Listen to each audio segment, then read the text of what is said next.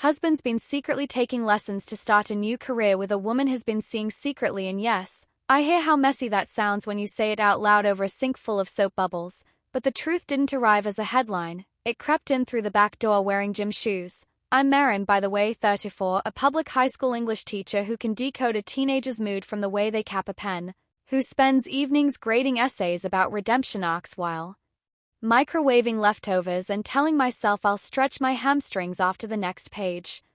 It began with a tote bag of all things, one of those sturdy canvas ones that bookstores hand out for being loyal. He came home with it slung over his shoulder in March, our city still shivering, and he tossed it casually onto the chair we pretend is decorative. It thudded, which is not how tote bags should sound. He kissed my cheek and said something about traffic, and then he disappeared into the shower humming an old college fight song.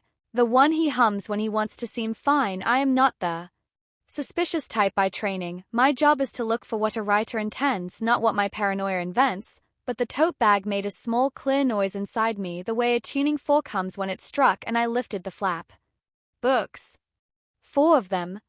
Beginning Barista. The Science of Taste. Entrepreneurship for Creatives. Espresso Extraction, 2nd edition.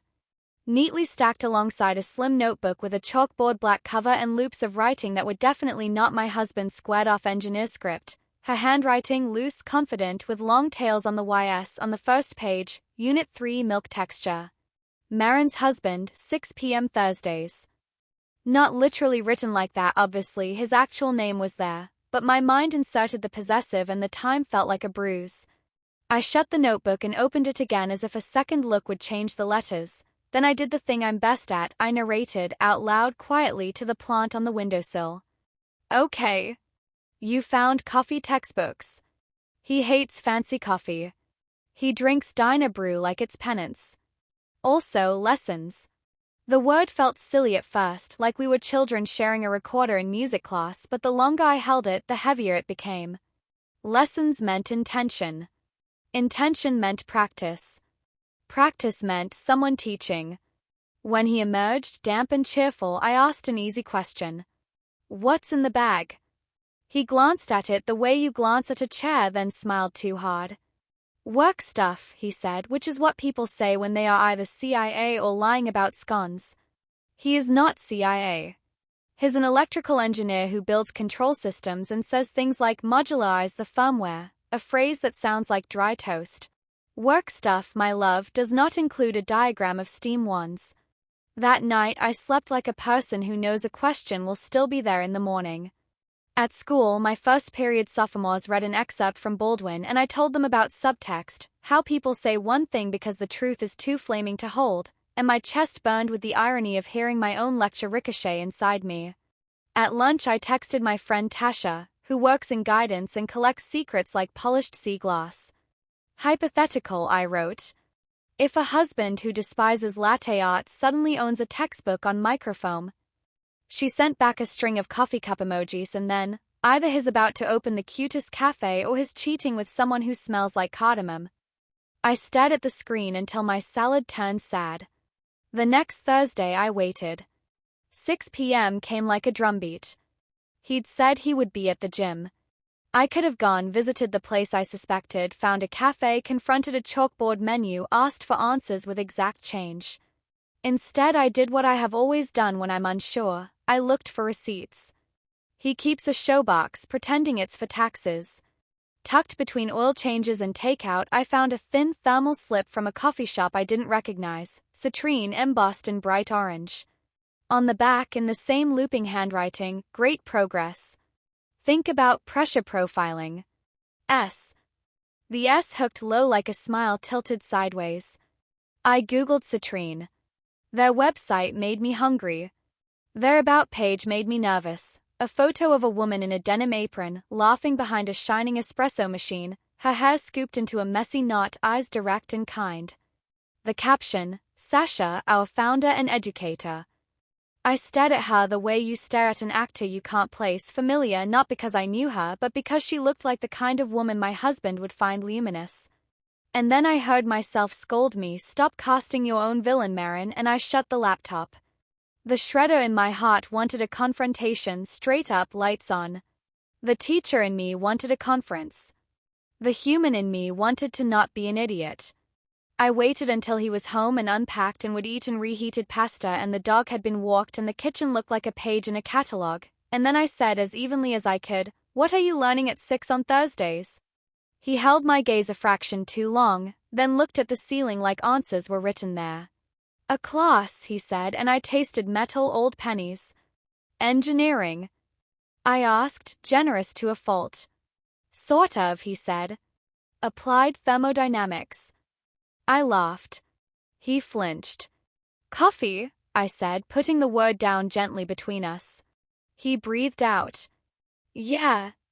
He told me he'd kept it quiet because he wanted to surprise me.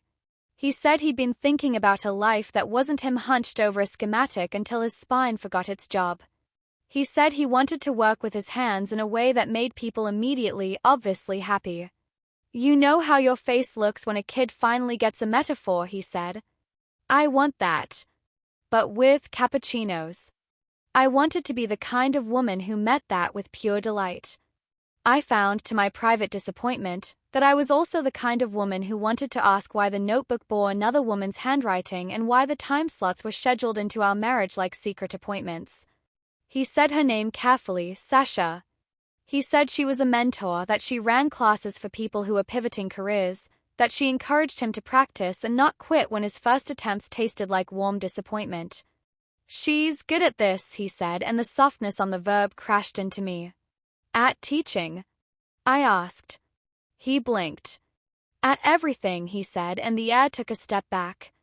I didn't accuse. I made a plan. This is the curse and the salvation of teachers. When emotions riot, we open a fresh page and we outline. I asked if I could come to a class. He said yes, and his yes was too quick, like a man who believes his own infomercial. On Thursday, I followed him in my old parka to a neighborhood I only ever visit for thrift stores. Citrine smelled like oranges and rain and the small sweet grief of pastries you didn't choose. There were 4 students, all wearing earnest expressions and clean sneakers. And there she was, Sasha, real messibund, moving through the room like music you can drink. She was good. Damn it, she was so good. She corrected their tamping like a friend, not a judge. She talked about water chemistry the way poets talk about sorrow. When she guided my husband's hands, yes, guided, her fingers resting light on his wrists while he adjusted the angle, something inside me flickered, low and unignorable. It wasn't lust I saw. It was the benign intimacy of apprenticeships. It was also the dangerous intimacy of being seen at the exact angle you most want to be seen. He looked alive. Not just alert, alive in a way that made me ache with tenderness and fear. When class ended, he chatted with her at the counter. The conversation had the cadence of repetition. Inside jokes had already been born and were stretching their legs. She met my eyes then, and she did not look away. She walked over, wiped a milk droplet from her apron, and stuck out her hand. "You must be Marin," she said. "He talks about your students all the time." It was both gracious and, in its way, a test. I shook her hand. "He talks about you," I said, not a lie. Her smile didn't wobble. We took the long way home. He talked fast. About pressure profiles and blossoms and ratios and grinders with names. I listened. I asked questions. I wanted to meet his enthusiasm with my own, not because I am a martyr, but because I want a husband with a pulse. We pulled into the driveway and the car held that warm, post-class quiet of kids in the backseat after soccer. I asked the question I had tucked under my tongue like a mint. "Is there anything between you and Sasha that isn't about coffee?" Silence. "Then no," he said, and I heard the wobble he tried to iron out. "Do you want there to be?" I asked. He startled.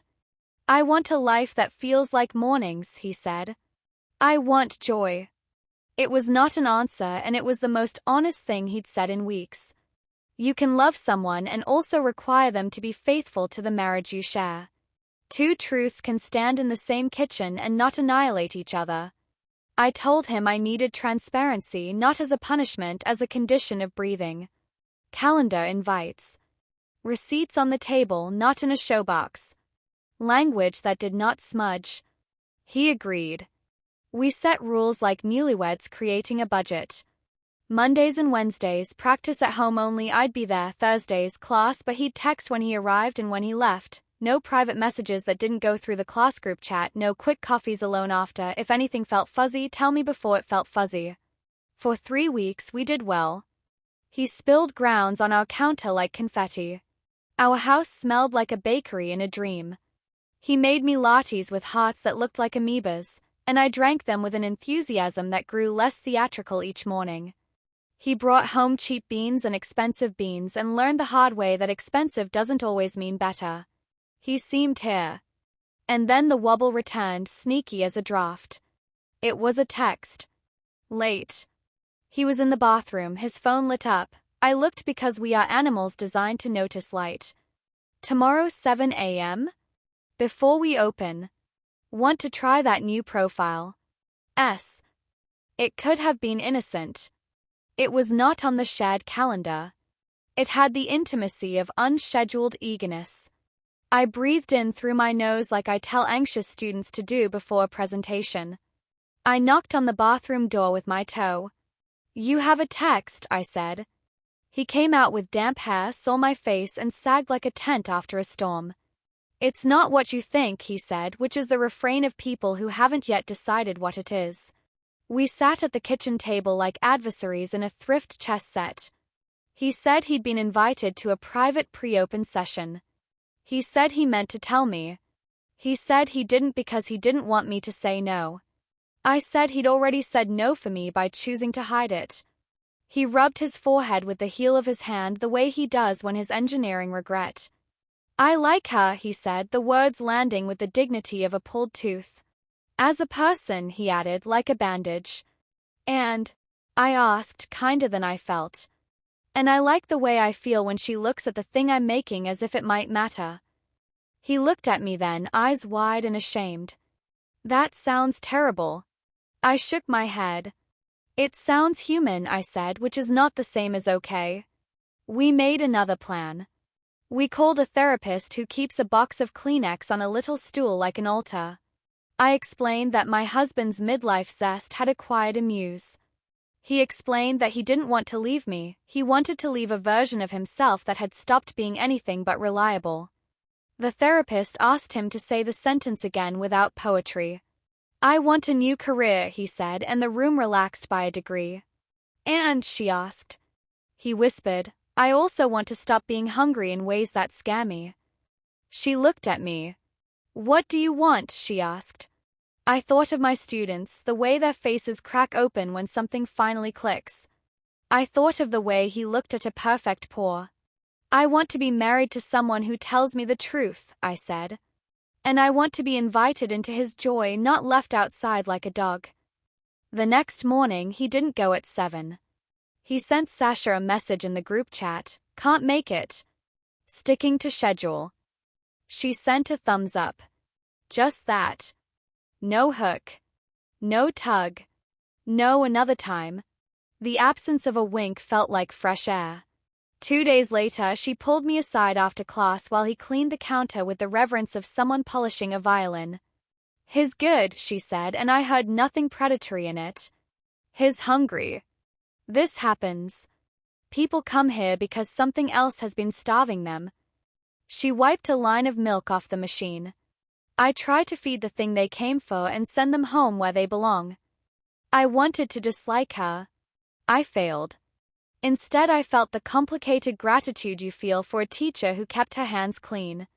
We started talking about practical steps, an apprenticeship maybe at a cafe across town where nobody knows us, a timeline that doesn't set our mortgage on fire, a way to pivot without doing it like a movie montage. He crunched numbers with the solemn joy of a kid sorting Halloween candy. I made pro-con lists that would make my 9th graders proud. We fought because of course we did. We were 2 people dragging a couch up a staircase and disagreeing about angles. One night I slept at Tasha's not because I was done but because I needed quiet that didn't smell like beans. My students kept handing me metaphors. We read a poem about bridges and I wrote on the board, a bridge is not a guarantee, it's an invitation. I stood there, dry erase marker squeaking, and realized I had been waiting for a guarantee from a man who was offering me something harder and possibly better. a slow, transparent re-choosing. That night I told him, if you want to change your life, change it where I can see it. He nodded. Come to my mess, he said. Don't let me have a secret laboratory. So I started showing up. Not as a chaperone, as a witness. I learned the names of grinders and the way different milks behave like people at parties. I burned my tongue and didn't complain. He slipped. He almost texted her privately twice, caught himself, told me, and watched my face the way a kid watches a teacher after a late essay. I built a small private life too that didn't revolve around tracking his impulses. A pottery class on Wednesday nights where I made bowls that leaned like opinions, runs with Tasha in the fog, a group chat called Women Who Refused to Disappear. The day he told his boss he planned to go part-time, he brought me home a croissant that flaked like something trying to snow. He put the box on the table like a peace offering. Part-time, he said, his voice a little holy. I congratulated him. I also reminded him that part-time husbands don't exist here. He smiled the crooked boy smile I married. Full-time husband, he said. Part-time engineer. Aspiring coffee person. Barista, I corrected gently because names matter. He repeated it, letting it settle on his tongue like a new language. We are not a movie. There was no climactic monsoon and then sunshine. There were Tuesdays where we both resented everything, time, rules, the cost of beans. There were Thursdays where I felt jealous of anyone who met him fresh, unsmudged by the history I carry like a tote bag.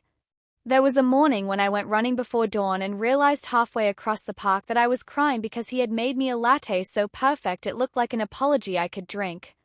There was the night he sat on the floor with bills fanned out around him and said, I'm terrified, and I sat next to him and said, me too, but not just of the same thing anymore.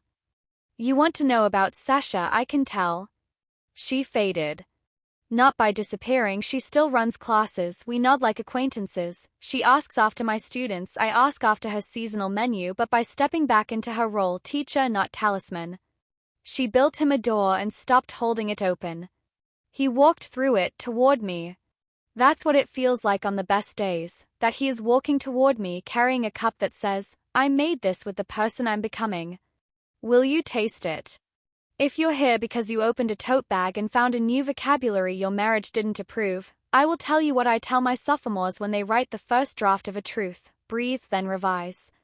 Gather facts. Don't let your brain turn a class into an affair because pain wants shortcuts.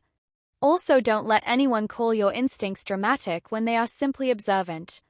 Write your needs on paper where both of you can see them, even if your pen shakes. Ask for receipts and for respect in the same sentence. Name the hunger that drove the secret, and then decide if it's a hunger you can feed together. Last Saturday, we opened our windows to spring. He practiced for an hour and then, without checking a single notification, took my hand and led me to the stoop. We sat in the kind of sunshine that makes everything look more itself. He said, I want to be good at us like I want to be good at this, nodding toward the machine inside. Then train with me, I said, and we both laughed because it sounded like a montage again and also not. He leaned his shoulder into mine. The dog sighed like a bellows. Somewhere on our block, a kid practiced trumpet, brave and wobbly. He put a cup in my hand and I tasted it, sweet, steady, the kind of drink you don't gulp because you want it to last, and we watched the neighborhood go by, messy and ordinary and filled with the kind of lessons you don't schedule because they're happening all the time.